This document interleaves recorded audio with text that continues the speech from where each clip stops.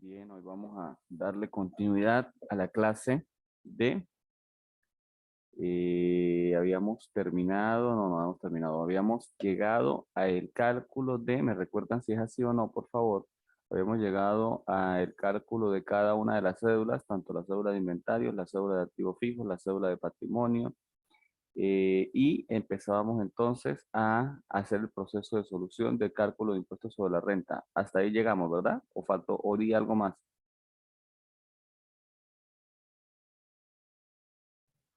No, hasta ahí llegamos, profe. Hasta ahí llegamos. Ok, perfecto. ¿Qué tenemos entonces hasta este momento? Tenemos hasta este momento una información financiera que ya ustedes sabían calcular conforme a lo que les dio la profesora Betsy el año pasado, haciendo el cálculo, por supuesto, de la utilidad contable, que de una u otra forma es lo que van a encontrar ustedes dentro de los estados financieros de las empresas. Luego de eso, pues nosotros nos correspondía el proceso de ajuste fiscal. Hicimos cada una de las cédulas correspondientes al ajuste fiscal, la de patrimonio, la de inventario. Al final hacíamos el resumen de cada una de esas cédulas y entonces nos corresponde iniciar ese proceso de resolver entonces completamente el ejercicio, ¿sí? Vamos entonces a darle solución a eso. Coloquemos acá esto, el nombre de la empresa. Vamos a colocar también el RIF de esa empresa y vamos entonces a iniciar con el cálculo de la utilidad fiscal.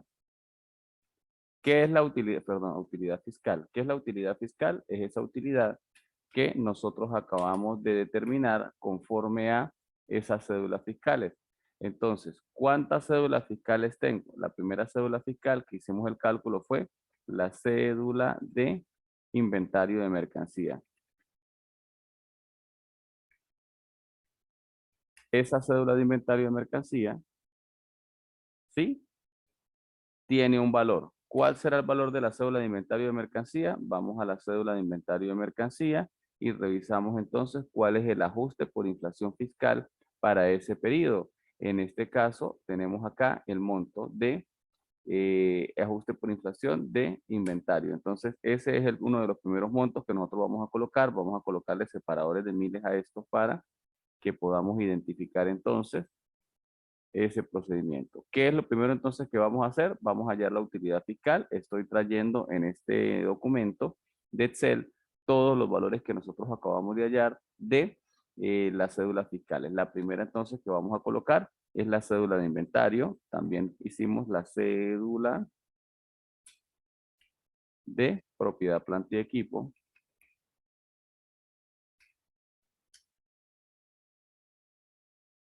¿Cuál es el monto de la cédula de propiedad, planta y equipos? Nos vamos entonces a la cédula de activos y revisamos entonces cuál es el monto total del ajuste fiscal neto. El ajuste fiscal neto sería la sumatoria de lo que corresponde a propiedad, planta y equipos.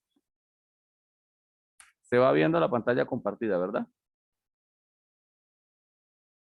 Sí, profesor, sí se ve. Sí, perfecto. ¿Dudas hasta ahora de lo que estoy haciendo? Por mi parte, no. Ok, ya va. Profe, yo llegué un poquito tarde. Ok, mire, voy a hacerlos por aparte. Voy a colocar, ok, Ani, ¿qué estamos haciendo hasta este momento? Estamos dándole solución a todo lo que veníamos trabajando en las clases pasadas. Hasta las clases pasadas yo les había dado los estados financieros, les había dado la información de la clasificación de las partidas monetarias y no monetarias. Habíamos empezado entonces a hacer cada una de las cédulas y ya tenemos las cédulas con los valores determinados. ¿Qué es entonces lo que estoy haciendo hasta este momento? Pasando esos valores aquí. Voy a hacer entonces ese cálculo de esa utilidad fiscal. Hasta ahora estoy trayendo todas las cuentas, en este caso no monetarias, que corresponden a los activos. Tomé la de inventario de mercancía, tomé la cédula de propiedad, planta y equipos. Ahí vamos. Vamos a buscar la cédula de otros activos. Gracias, profe. De nada.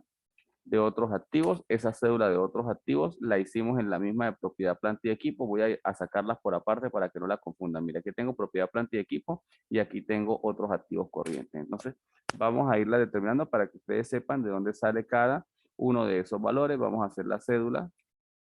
Cédula de pasivos. Teníamos una cuenta de pasivos. ¿Recuerdan? Que era de todas las cuentas que teníamos en el estado financiero, ¿sí? Una de ellas habíamos determinado que sí tenía reajustabilidad. ¿La recuerdan? La estoy mostrando aquí en el estado financiero, que era la de Supermercado Siamar. Bueno, esa cuenta la reajustamos acá, la de Supermercado Siamar, y tiene un valor. Entonces vamos a considerar ese valor también de esa cédula de pasivos. Perfecto. Bien, perfecto. ¿Qué más tengo? Tengo una cédula cédula de patrimonio. Aquí tienen que tener cuidado con la cédula de patrimonio de dónde van a sacar el valor. Regreso. Yo tengo tres valores. El valor del activo ajustado, el valor del pasivo ajustado y el valor del patrimonio ajustado y el valor del total pasivo y patrimonio. Cuidado, me toman el último. Se toma siempre entonces solamente el valor de patrimonio. Tengo entonces en este caso el valor de patrimonio y de una u otra manera, ¿qué cédula me falta? Ninguna. Tengo la de pasivos, tengo la de activos, tengo la de inventarios y tengo la de patrimonio. ¿Qué vamos entonces a hacer con esa información que está allí? Vamos a tener que sumar en algunos casos y restar. Esta partida de activos se suma, esta partida de activos se suma, esta partida de activos se suma, esta partida de pasivos se resta y esta partida de pasivos se resta. Eso significa que sería este monto, más este monto, más este monto, menos esto y menos esto. ¿Sí es correcto? ¿Dudas?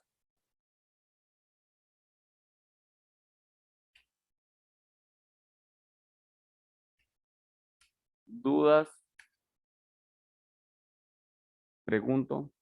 ¿Queda claro de dónde saqué estos valores que están acá en la cédula? Hola. Claro, sí, yo Profesor, entiendo. ¿Qué es lo importante de esto? Aquí lo que estamos haciendo es haciendo una sumatoria o una resta. Repito, me voy a regresar acá. Todo lo que tiene que ver con activos se suma el activo fijo, el inventario y los otros activos. Toda esta información se va a sumar. Todos los pasivos y todo el patrimonio se va a restar. Al final, mire que el valor es el mismo valor que yo hallé dentro de la cédula fiscal. ¿Sí lo ven? Ah, ok, ahí sí veo, profe. ¿Sí? Que eso es lo único que estoy tratando de llevar a la solución. Lo único que estoy determinando en este caso es la utilidad fiscal. ¿Cómo es que yo sumo y cómo resto? Bueno, voy a sumar todas las cuentas de activos y le voy a restar a esas cuentas de activos los pasivos y le voy a restar el patrimonio. Puede suceder lo siguiente para efectos de un examen, que esto lo voy a colocar en rojo, ¿sí? Esto que está aquí o en azul, esto que está aquí sea mayor a el monto que yo determine acá. Si ese es el caso, significa que no se va a generar utilidad fiscal, sino que se va a generar en este caso pérdida fiscal. Si el monto que está en amarillo es mayor que los pasivos y el patrimonio, significa que el resultado final que está acá va a generarme utilidad fiscal. Pero si eso no es así, lo que está en verde es la utilidad fiscal. En este caso, ¿por qué? Porque es mayor el monto de todo lo que son las partidas de activos comparadas con la partida de pasivo y con la partida de patrimonio. Pero puede suceder en un ejercicio que la partida de pasivo y la partida de patrimonio sean superiores a la de los activos. Si ese es el caso, cuando yo esté haciendo esto, pues sencillamente los valores negativos van a ser mayores que los positivos y el monto que se va a generar entonces no va a ser de utilidad fiscal, sino va a ser de ¿qué? De pérdida fiscal, ¿ok? Ahí entonces tengo que tener en cuenta eso porque yo aquí estoy hallando o utilidad fiscal o pérdida fiscal. Aquí arriba yo no sé qué estoy hallando porque al final no sé cuál va a ser el resultado de esa información. ¿Sí queda claro eso? Sí, profe, sí me Uy, queda hay claro. muy poquitas personas en clase hoy, ¿por qué? Se les Bueno, olvidó que teníamos clase, profe. se les olvidó como el profesor la semana, el miércoles. Bien, tengo entonces hasta ahora esa utilidad fiscal. Yo tengo entonces ahora que buscar cuál es mi utilidad o mi pérdida contable.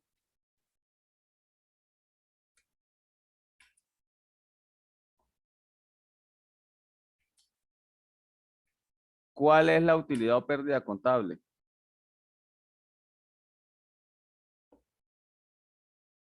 El resultado de la suma y la resta de los activos con los pasivos. El patrimonio. Pero ¿dónde consigo eso? Mire, se lo estoy copiando ahí en los estados financieros, precisamente en el estado de Resultados. resultados. Entonces me voy al estado de resultados, busco en el estado de resultados, que es el que tengo acá, y reviso entonces cuál es el resultado del ejercicio. ¿Cuál es el resultado del ejercicio que aparece allí en amarillo? Este que está acá, ¿sí? Entonces, ese es el resultado del ejercicio normal. Me voy entonces nuevamente y tomo ese resultado del ejercicio. ¿Qué tengo?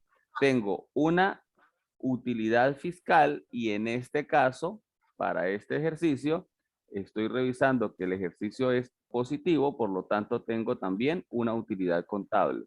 Significa que si yo tengo una utilidad y una utilidad, pues sencillamente los dos tienen saldo positivo, positivo y positivo, ¿qué se hace? Se suma, si es correcto, pero puede llegar a suceder, ojo, que yo tenga pérdida fiscal y utilidad fiscal. Si son signos contrarios, ¿qué sucede? Se resta. O puede suceder al revés. Tengo utilidad fiscal, pero pérdida contable. En cualquiera de los casos se resta. Como en estos casos, estos dos, este valor y este valor es positivo, pues sencillamente lo voy a sumar, ¿ok? Pero puede suceder de que este valor sea negativo. ¿Por qué? Porque el estado de resultados sea negativo. ¿De dónde saco la información? Recordemos que el estado de resultados consiste en ingresos menos costos, menos gastos y al final entonces tengo ese resultado del ejercicio. Esa entonces es la información que ustedes trabajaban con la profesora Betsy el año pasado. Ustedes de aquí en adelante se supone que saben hacer el cálculo completo y lo único que ustedes no habían determinado es precisamente esta primera parte que correspondía a la utilidad fiscal, que era hallar cada una de esas cédulas fiscales identificando cada partida no monetaria, ¿ok? Hasta ahora no hay duda, ¿verdad? Esto entonces se llama enriquecimiento neto. Perfecto. Eso entonces sería enriquecimiento neto. ¿Qué es el enriquecimiento neto? La sumatoria de quiénes? De las dos utilidades, la utilidad contable y la utilidad fiscal. Eso aquí lo estamos haciendo en Excel, pero obviamente cuando estamos en clase muchas veces lo hacíamos allí en papel. Es un ejercicio normal que ustedes pueden hallar. ¿Qué tengo hasta ahora? Vuelvo a repetir, hasta ahora lo único que yo les di fue los estados financieros. Están subrayadas las cuentas porque recuerde que las clasificamos, cuáles eran monetarias y cuáles no.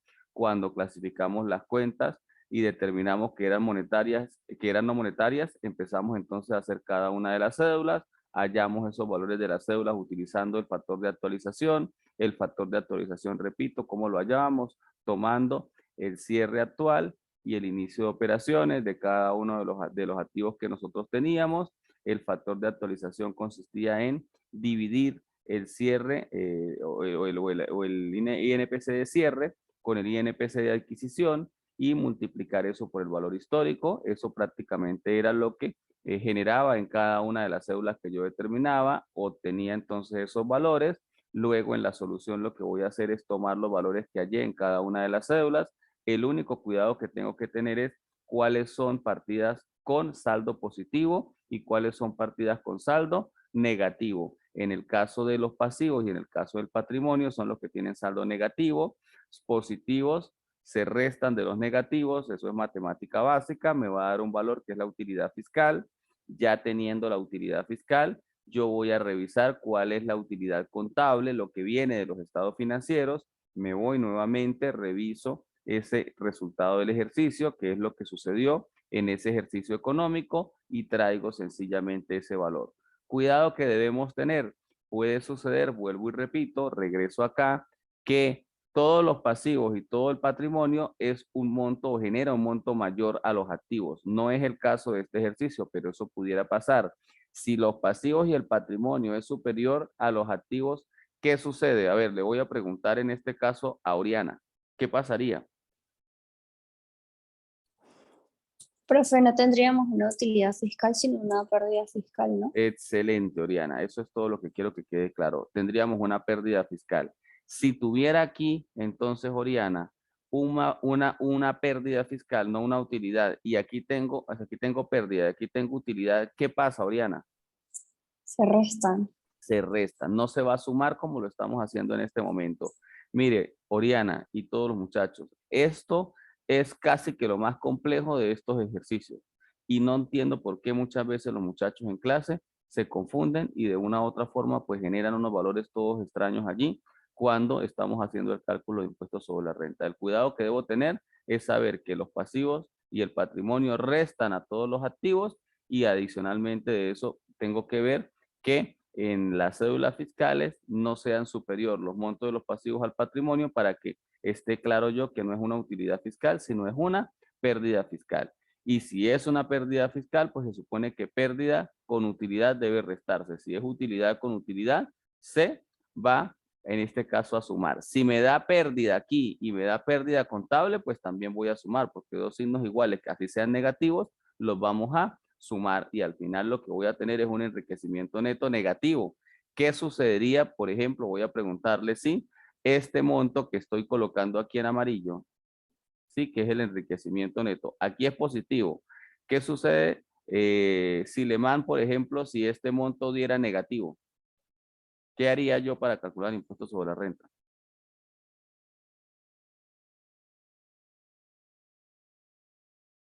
En este ejercicio no tendremos que pagar el impuesto sobre la renta. O sea, Excelente, Jaime, exactamente. Y si yo les coloco entonces en el examen algo así y en los dos casos ya genera un enriquecimiento neto negativo, ¿usted qué respondería en el examen cuando yo le estoy solicitando el cálculo del impuesto sobre la renta? ¿Qué escribiría allí? eh, que por no tener utilidad durante el ejercicio no puedo pagar impuestos sobre la renta porque no siquiera llego al mínimo del porcentaje para hacer un pago como tal. Eso es correcto, Jaime. No hay más nada que escribir. Entonces, esa es una de las cosas importantes que nosotros tenemos que colocar allí. Si llegamos a tener ese caso, entonces vamos a colocar que no se puede hacer cálculo de impuestos sobre la renta, porque el impuesto sobre la renta es sobre la utilidad. Y si no hay utilidad del ejercicio, pues sencillamente el ejercicio queda hasta allí. ¿Sí es correcto? Bien.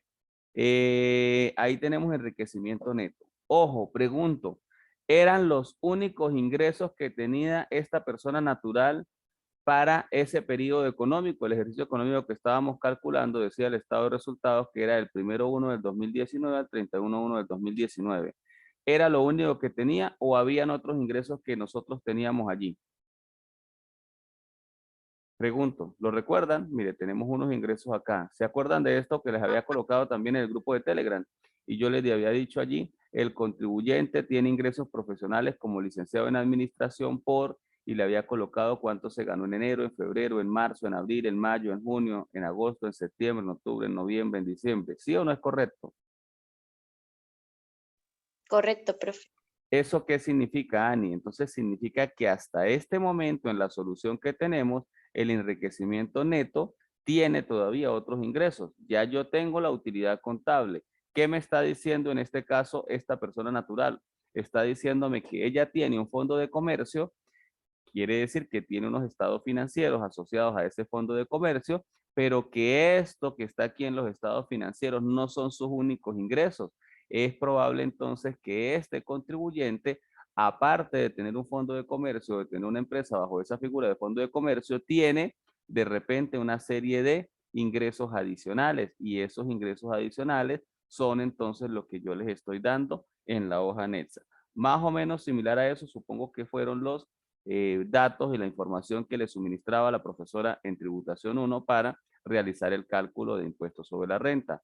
¿Qué hacemos entonces? Vamos entonces a agregar esa información que corresponde a el total de ingresos por salarios profesionales. ¿Cuánto entonces es el monto? Pues vamos acá a la cédula y tomamos la sumatoria. Ya se supone que hemos sumado aquí todo lo de enero, lo de febrero, lo de marzo, abril, mayo, junio, julio, agosto hasta diciembre son los 12 millones que están acá, pues sencillamente esa información la voy a transcribir para acá. ¿Qué otros ingresos adicionales a los sueldos y salarios tengo? Pregunto, revisemos esto que está aquí. Dice, el contribuyente realizó aportes en caja de ahorro. ¿Qué será eso? ¿Quién me dice?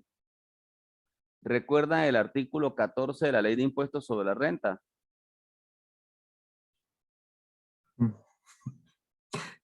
Creo que no, profesor. No. A ver, vamos. Profe, ese no era el de las excepciones. Exactamente, Dani, ese era el de las excepciones. Entonces, el artículo 14 tenía una serie de condiciones. Voy a buscar aquí y les voy a enviar entonces en el grupo de Telegram eso para que ustedes lo tengan. Vamos a meternos acá, empresas no, UCAT.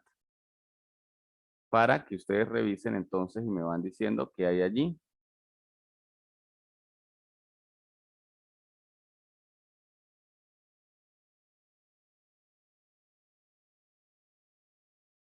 Ajá, les acabo de mandar por el grupo de Telegram la ley de impuestos sobre la renta. Revisemos el artículo 14 un momentico, por favor.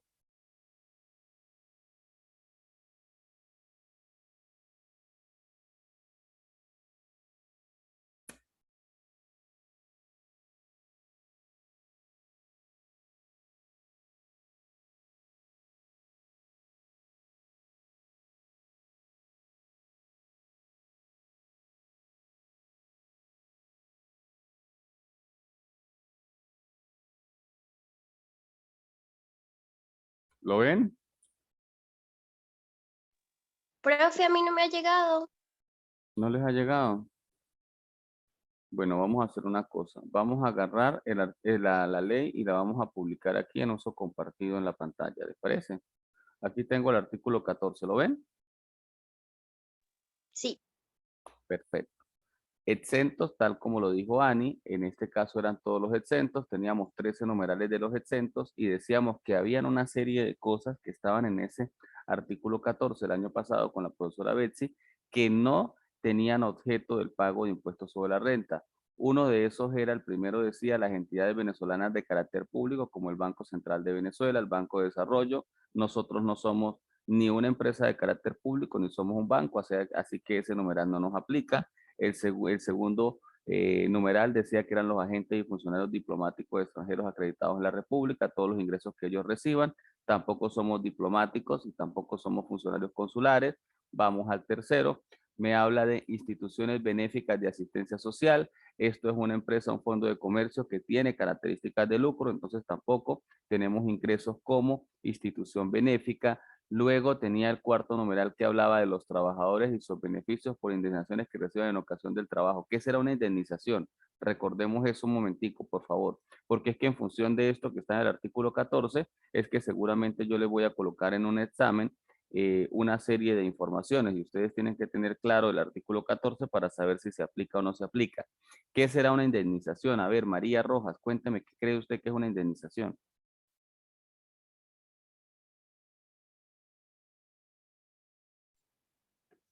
Buenos días, profe. Buenos ¿Me días. escucha? Sí, perfecto. Profe, es como una cantidad de dinero que se paga Sí es o correcto. que no se paga. Que se ¿O que se paga. paga? Una indemnización es una cantidad de dinero que se paga, pero en este caso, mire lo que dice el artículo, dice los trabajadores o sus beneficiarios por las indemnizaciones que reciban con ocasión del trabajo. ¿Qué cree usted que será eso? Es cuando le pagan al trabajador cuando termina de trabajar, como cuando lo botan o... Ok. Miren lo interesante de tener claros los conceptos, María. Excelente, porque usted pues obviamente no está claro el concepto, pero por lo menos se está atreviendo a dar su opinión. Escuchen lo siguiente. El trabajador tiene derecho a unas condiciones laborales conforme a la Ley Orgánica del Trabajo. Una de esas es las prestaciones sociales, que son seguramente a los que se trata de referir María. Las prestaciones sociales son ese dinero que va a ser acumulado allí. Hay dos sistemas, el sistema normal y el sistema de recálculo. Obviamente la Ley Orgánica del Trabajo del año 2012 dice, y eso es lo que ven ustedes en legislación laboral, dice allí que cada vez que el trabajador tenga más tiempo de años de servicio, tendrá que computarse 30 días de salario por cada año trabajado por el último salario. Y el que dé mayor entre ese y los 5 días por cada mes va a ser el monto que es acreditable como prestaciones sociales al trabajador. Aparte de las prestaciones sociales, ahorita en diciembre todos los trabajadores reciben algo que se llaman utilidades, ¿ok? Y adicionalmente a eso existe algo que se llaman vacaciones, otro beneficio que es el bono vacacional, y adicionalmente a las vacaciones, al bono vacacional, a las prestaciones, a las utilidades, tenemos los intereses por prestaciones sociales. Pero en ninguno de los casos, María, se refiere a una indemnización. La indemnización tiene realidad cuando sucede un accidente de trabajo.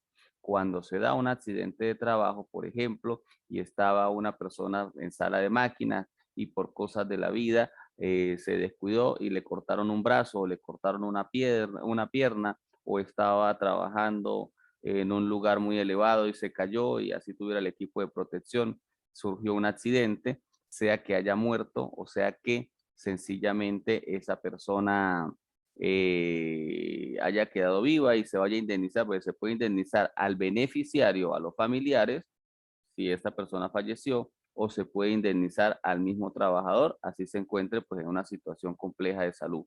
Eso es a lo que se hace referencia entonces a los trabajadores. Si yo en el examen les coloco que corresponde a una indemnización, hacemos entonces referencia a que la indemnización tiene que ver con ¿qué? Con una situación laboral. O sea que si yo coloco que se recibió un ingreso por indemnización de pérdida de brazo en ocasión de la relación de trabajo, usted quiere decir que ese ingreso que se está recibiendo está exento del pago de impuestos sobre la renta. ¿Queda mejor el concepto, María?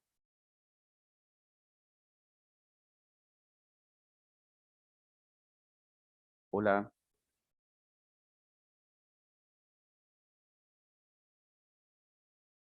A ver, Diego, ¿eso quedó claro? Lo de la indemnización.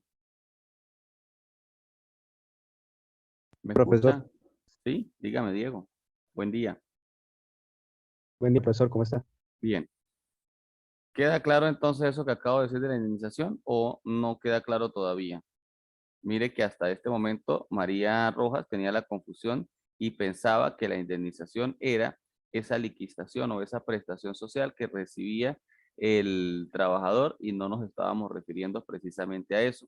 Les decía que la indemnización tiene que ver con la ocasión de un accidente de trabajo si una persona por cualquier razón sufre un accidente de trabajo y corresponde por ese accidente de indemnización, pues se le va a cancelar entonces un dinero que no tiene relación con lo normal, que también es un derecho del trabajador, que son las prestaciones sociales, las utilidades, el bono vacacional, las vacaciones o los intereses sobre prestaciones sociales. Son cosas completamente diferentes. Lo que quiero es saber si queda claro entonces ese concepto de indemnización. ¿Por qué? Porque para efectos de un examen pudiera colocarles yo que se recibió un ingreso con ocasión a un accidente de trabajo y eso entonces ya saben ustedes que conforme a este numeral 4 del artículo 14 estaría entonces exento de ese ingreso del pago de impuestos sobre la renta. ¿Sí queda eso claro, Diego? A mí sí me quedó claro, no sé a los demás, la verdad. Ok. Profe, sí, sí quedó claro, ya lo entendí. Sí, ya lo entendió María. Perfecto, María, no hay ningún Sí, problema. profesor, muchas gracias. No, de nada. Lo que quiero es que vamos a estar claros con cada una de las cosas que aparezcan acá, porque si de repente no entendemos el léxico que se encuentra en la ley, pues entonces al final no sabríamos cómo poderlo interpretar, ¿ok? Y podríamos entonces tener inconvenientes al momento de tratar de realizar cualquier ejercicio.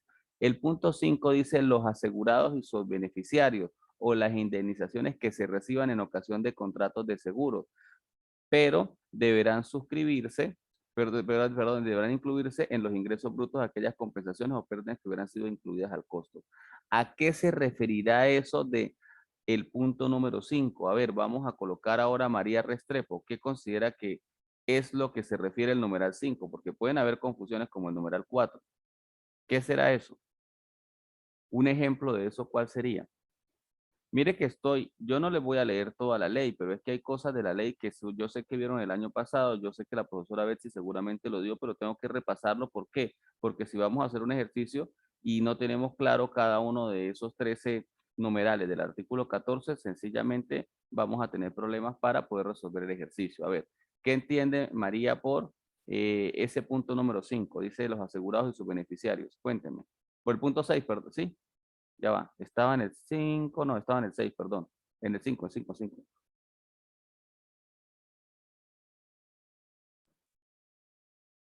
Jaime, a ver, Jaime, ¿qué entiende usted? Bueno, profesor, cuando se cobra un seguro de vida o algo por el estilo. porque habla sobre las aseguraciones y los beneficios, las asegurados y los beneficios que se pueden recibir, porque la mayoría de las veces, pues, el seguro le paga a las empresas directamente, pero creo que el seguro de vida es lo único que se recibe como tal, cuando una persona, el beneficiario Ok, fallece como tal. repito, eso es correcto, Jaime, por ahí van las cosas. Dice los asegurados y sus beneficiarios por las indemnizaciones que reciban en ocasión de contratos de seguros, no solamente de vida. Yo puedo asegurar mi casa, yo puedo asegurar mi negocio, ¿ok? Y puede ser que yo tenga una empresa y aseguré mi negocio y tomé las previsiones, surgió un incendio y se quemó todo lo que estaba en el negocio. ¿Qué va a suceder? La empresa de seguros, en función de ese contrato de seguros, tiene que hacer el proceso de indemnización por la pérdida que se generó de ese incendio, porque se suponía que para eso tenía la empresa asegurada. Eso implica entonces que ese dinero que va a recibir la empresa, que no forma parte de los ingresos normales conforme al cumplimiento del objeto comercial, ese ingreso va a estar exento ¿de qué? Va a estar exento de impuestos sobre la renta. ¿Por qué? Porque está dentro de el numeral número 5 de la ley de impuestos sobre la renta. Pero al final dice, aquellas que se compensen como pérdidas o que hubieran sido incluidos en el costo y las deducciones. ¿A qué se refiere eso, Jaime? Se refiere a que es probable que se quemó el negocio, pero algo por allá en el fondo del negocio no se quemó y yo eso lo vendí, ¿sí? Eso era una pérdida, pero eso lo vendí y me quedó algo de eso. O lo que sucedió fue que sencillamente choqué el vehículo, tenía pérdida total, pero por lo menos por las 3 latas que quedaron me dieron algo, entonces hay una compensación. Significa que yo tengo que revisar si yo estoy recibiendo una indemnización total del seguro, a esa indemnización tengo que restarle todas esas pérdidas que de una u otra manera fueron aprovechables por el contribuyente. ¿Sí te queda claro entonces más o menos esa terminación entonces de lo que es el numeral 5 del artículo 14? ¿Sí es correcto, Jaime? Sí, profesor, sí es correcto. Ok, entonces, si yo le llego a decir en el examen que una persona recibía una indemnización con motivo de su seguro de vida o su seguro por el efecto de una pérdida, pero estaba la empresa asegurada, que puede ser uno de los casos, ese ingreso adicional que está allí va a estar exento de impuestos sobre la renta. ¿Sí es correcto? Ahora vamos con el 6, dice los pensionados y jubilados por las pensiones que reciban por concepto de retiro, por jubilación, por invalidez, aún en el caso de que tales pensiones se traspasen a sus heredores conforme a la legislación que los regula. ¿Qué quiere decir eso de los pensionados y jubilados? Que esas jubilaciones, esos retiros y esas invalideces que se producen son ingresos exentos también de impuestos sobre la renta. Pregunto, ¿un abuelito o una persona mayor de 60 años que esté jubilada puede tener una firma personal, sí o no? ¿Un fondo de comercio? Sí, claro. Excelente, Ani, sí. Entonces puede ser que sea una persona mayor que tenga un fondo de comercio y que tenga ingresos por esa condición número 6, que es por ser pensionado y jubilado. Si en el examen les coloco que es una persona de 60 años y recibe entonces un ingreso como pensionado y jubilado, Ani, ¿usted va a colocar ese ingreso como parte del impuesto sobre la renta, sí o no? El de pensión y jubilación no. Exacto, lo va a sacar inmediatamente. ¿Por qué? Porque se supone que está dentro del marco de las exenciones de los exentos de la ley de impuestos sobre la renta.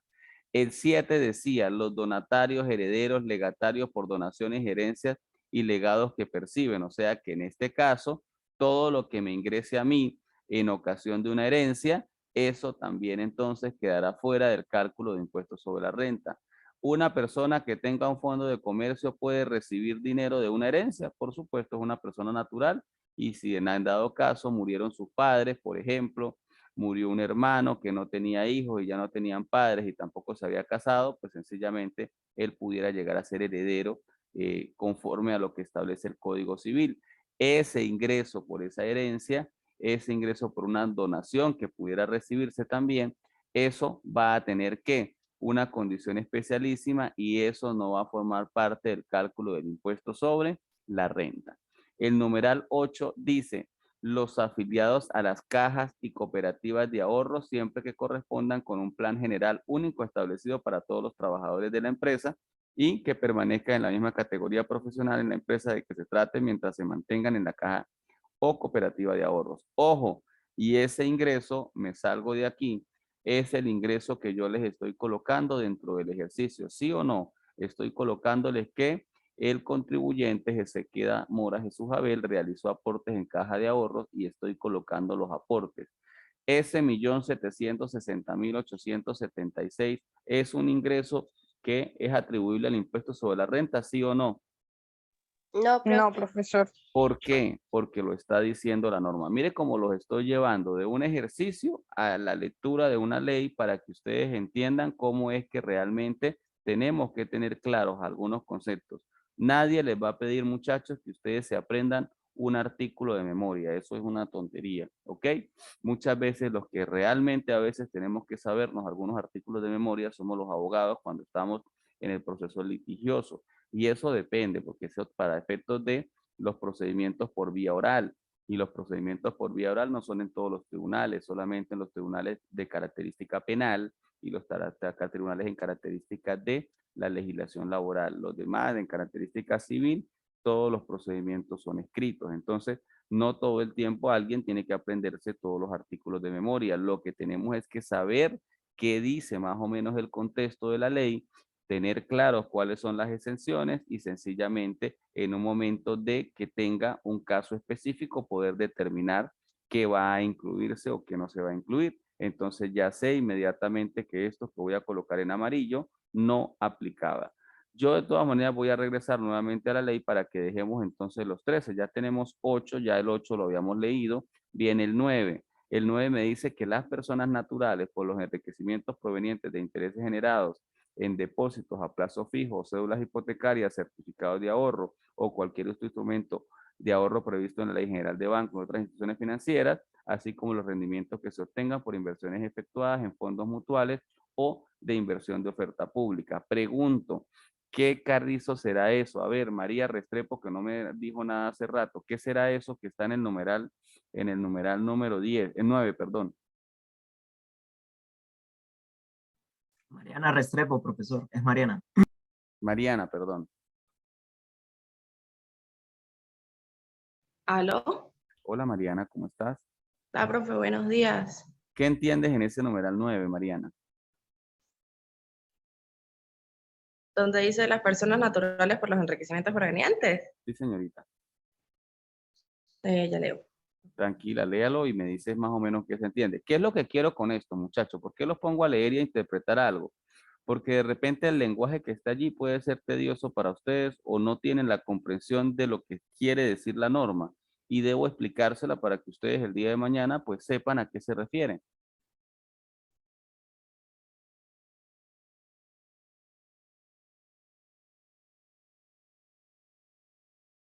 Profe, si le soy sincera, no Ajá, lo sé.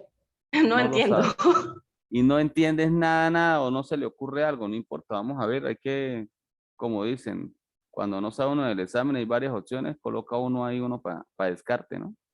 Pues, profe, no sé si están hablando tipo de intereses bancarios y ese Ok, tipo de cosas, ¿o no? sí, sí tiene razón, Sí. vamos por allí. Dice que las personas naturales, o sea, cualquiera de nosotros, por los enriquecimientos provenientes de intereses generados. Ojo, en las entidades financieras hay distintos tipos de cuentas. Hay Buenos cuentas de días. ahorro, hay cuentas corrientes, sí, pero aparte de eso hay instrumentos financieros de bonos y demás